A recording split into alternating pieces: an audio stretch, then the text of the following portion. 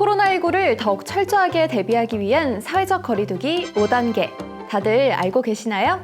세세한 거리두기 미니가 알려드릴게요. 코로나19가 장기전에 돌입하면서 7일부터 사회적 거리두기 단계별 발령 기준이 대폭 완화됐는데요. 기존 3단계까지의 거리두기가 총 5단계로 구분됩니다. 우선 1단계 생활 방역 단계는 통상적 방역과 의료로 통제가 가능해 기존 PC방과 백화점 등 고위험시설 14종을 일반 관리시설로 격화하는데요. 출입자 명부 관리는 하지 않아도 되지만 마스크는 의무적으로 착용합니다. 1.5단계 지역 유행 시작 단계는 다중 이용시설 이용 인원을 제한하고 학교의 등교 인원을 3분의 2로 줄이며 실외 스포츠 경기장까지 마스크 의무 착용 장소가 확대되는데요. 1.5단계경과 일주 후에도 배 이상 지속되거나 일일 확진자가 300명 이상 초과하면 2단계로 격상합니다. 2단계에서는 불필요한 외출, 모임과 다중 이용시설 이용 자제를 권고하고 100명 이상 모임을 금지하며 유흥시설 영업금지 및 식당도 오후 9시 이후엔 배달만 허용합니다. 또한 종교시설의 경우 전체 좌석의 20% 인원만 참석하고 실내 전체 및 집회 시위에서 마스크 착용을 의무화합니다. 2단계 거리두기를 지나 의료체계의 통상 대응 범위를 초과하면 2.5단계가 발동되는데요. 2.5단계에서는 전 국민은 가급적 집에 머물고 외출, 모임은 최대한 자제하도록 권고합니다. 또한 오후 9시 이후 일반 관리시설은 영업을 중단하고 종교 인원은 20명으로 제한하며 학교는 3분의 1만 등교하는데요. 2m 이상 거리가 유지되지 않는다면 실외에서도 마스크를 의무적으로 착용해야 합니다. 이후에도 확산세가 지속돼 하루 800명에서 1000명 이상 확진자가 늘어나면 3단계로 격상하는데요. 이 경우엔 모든 국민은 원칙적으로 집에만 머무르고 타인과의 접촉을 최소화하며 10인 이상의 모임, 행사를 금지합니다.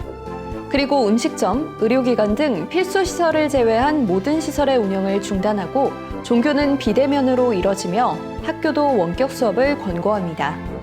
그 외에 취약계층을 위한 사회복지시설은 2.5단계까지 운영하며 긴급 돌봄 등 필수 서비스는 3단계까지 유지합니다.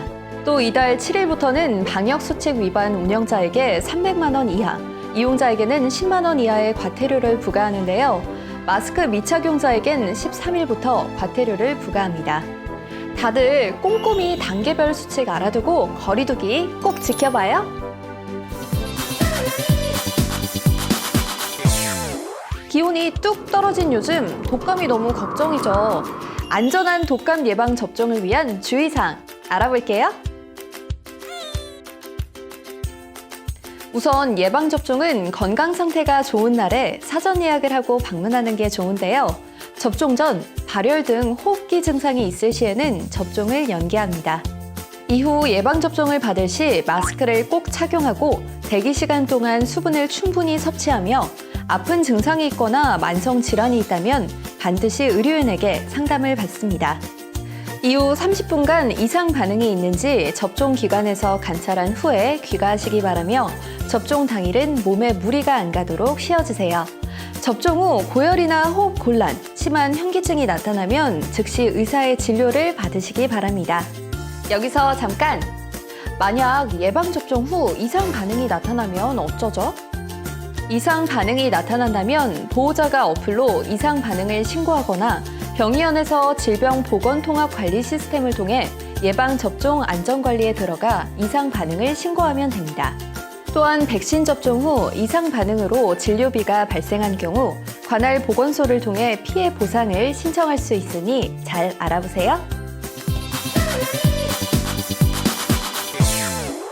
여러분, 벌써 11월이 시작되면서 부쩍 더 쌀쌀해졌는데요. 다들 안전하게 독감 예방접종도 하고 거리두기도 지키면서 남은 2020년 건강하게 보내봐요. 지금까지 날카로운 전라북도 정책 리뷰 날라리였습니다.